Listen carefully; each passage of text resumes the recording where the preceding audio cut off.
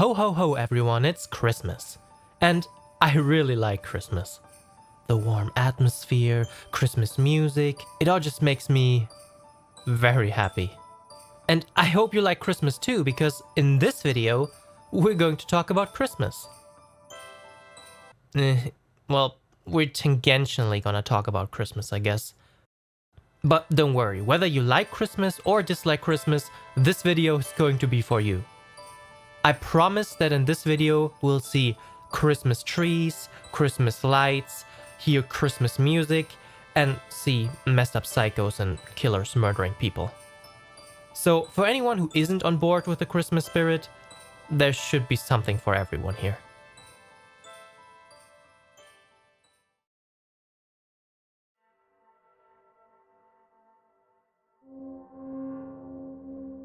Lakeview Cabin Collection, Last Christmas. Alright, let me start in the beginning here.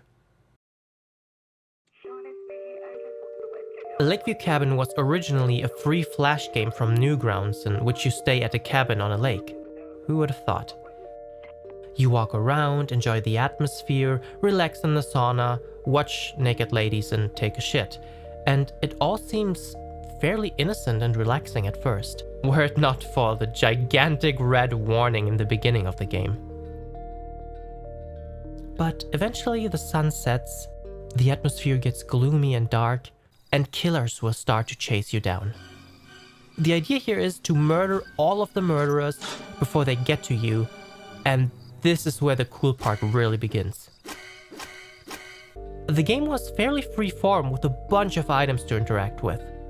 Some of them being pretty useful, like guns and hammers and stuff, but there was also a bunch of stuff that was just there for the hell of it. Like, yeah. But with all of those relatively dangerous items lying around, it's also fairly easy to off yourself with them on accident.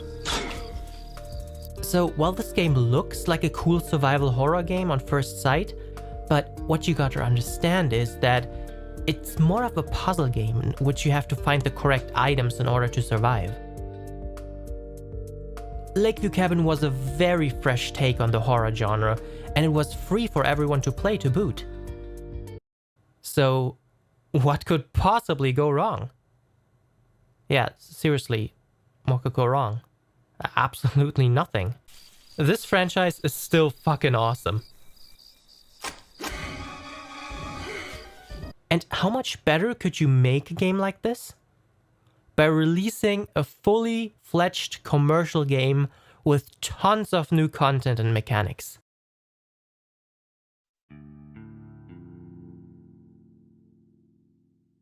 Lakeview Cabin Collection is the first game in the Lakeview franchise that got a commercial release on Steam in March 2015 via Steam Greenlight of all things. Yeah, remember Steam Greenlight? How people had to vote on games they wanted on Steam? It was such a strange system, and developers would do quite a lot to secure those votes. Today there's Steam Direct, which directly replaced Steam Greenlight. And all it really is Valve saying, is democracy really that important? Give us your money and you're in. I mean, everyone can decide for themselves which system they think is better, and maybe mumble their response to themselves, but in the end, Steam Direct is here to stay. Anyway, back to the game. Lakeview Cabin Collection, honestly, it's like the first game cranked up by 100. It's amazingly disturbing and fun. It featured a couple brand new levels that were all a lot bigger than the original Flash game and came with super unique settings. The first one is a remake of the original Flash game, just much bigger. The second one is about a fucked up house of murderers in the middle of nowhere. What the hell is going on here?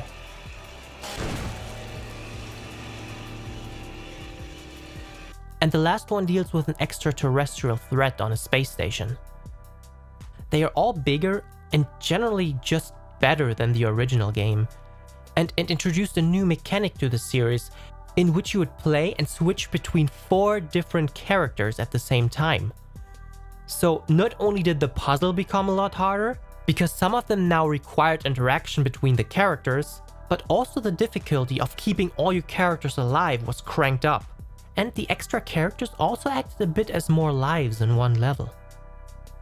Starting a new level generally goes a little bit like this.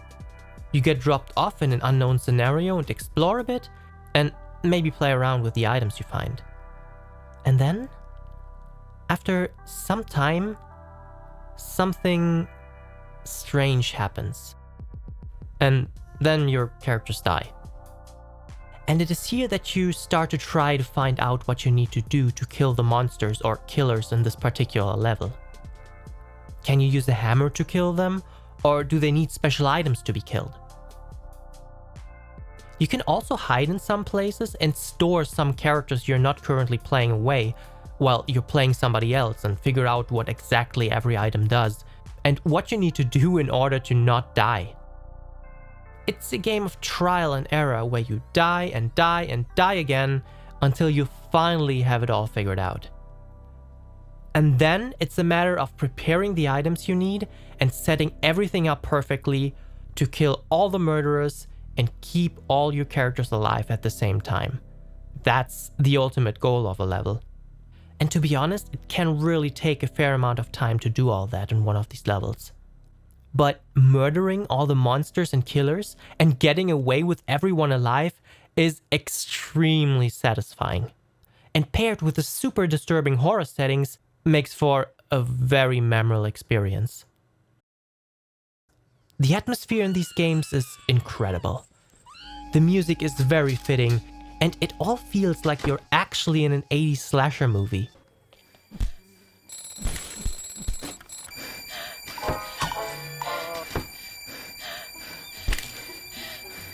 Just awesome.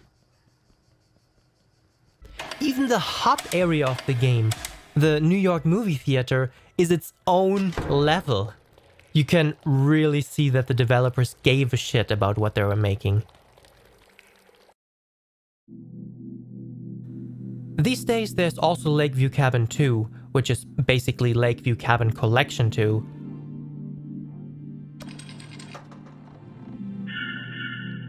And then there's Lakeview Valley. And it's kind of like an open world life simulation like Harvest Moon or something, but also with puzzly murder elements from the Lakeview Cabin games.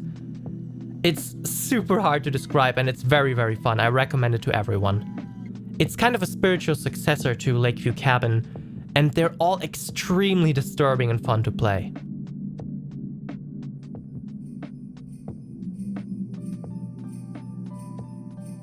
But, do you hear that? You didn't think that I forgot about the Christmas part of this video, did you? Well, in December 2017, 2 whole years after the initial release of Lakeview Cabin Collection, the developers released a free update containing a special Christmas-themed level as a little gift to the fans of the franchise. And this level is called Last Christmas. You can access this level via the little video shop outside of the movie theater, setting the mood that this is more of a little trailer than a full movie. And it really feels like it is. The level is a lot shorter and smaller than the rest of the game. There's only one playable character and a very small map. The level starts off with you being a father of a family coming home on Christmas to celebrate together. But the first strange thing is that we see this newspaper on the ground, warning about cases of infant kidnappings. Yeah, I'm sure that won't come into play later. So you put away your jacket, ready to embrace your infant daughter and wife, when...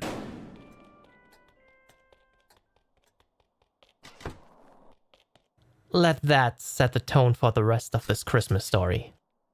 And then a whole lot of nothing happens for a while. And this is kind of a staple in the Lakeview Cabin games.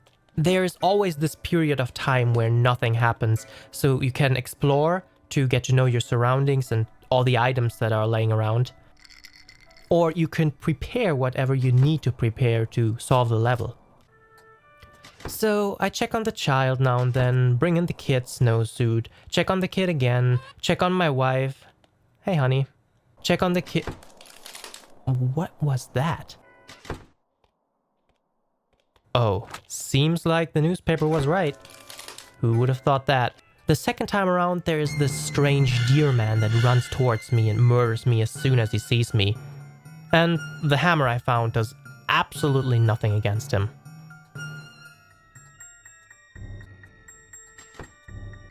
And like I said earlier, this is exactly how these Lakeview cabin levels go.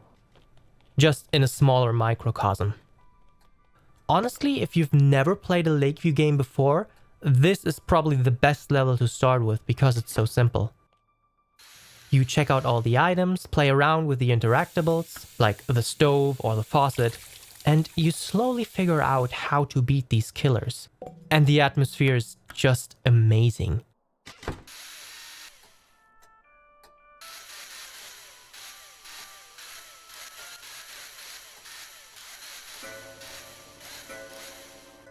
You can hear the Christmas music playing, overlaid with this ominous drone in the background,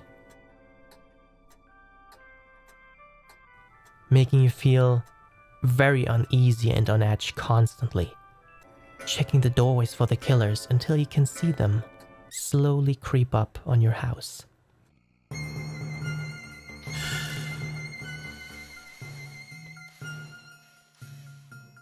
Honestly, out here, this house must be like a lighthouse.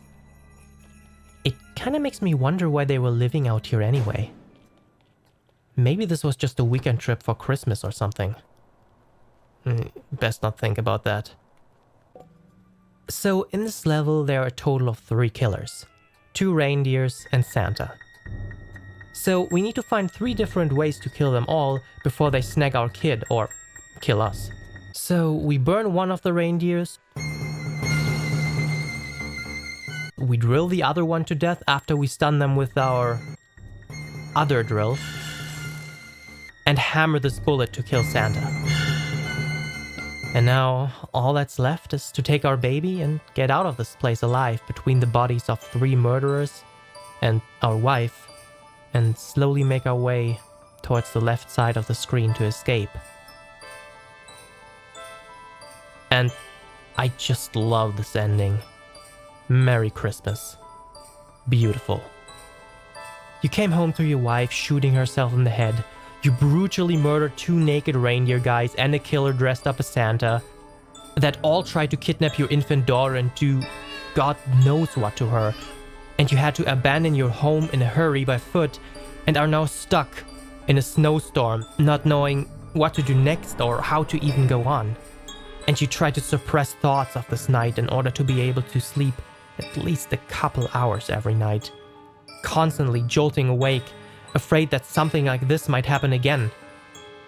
Having to endure this trauma for the rest of your natural life, trying to not follow the urge to end it all, for the sake of your daughter having a father growing up. Merry fucking Christmas.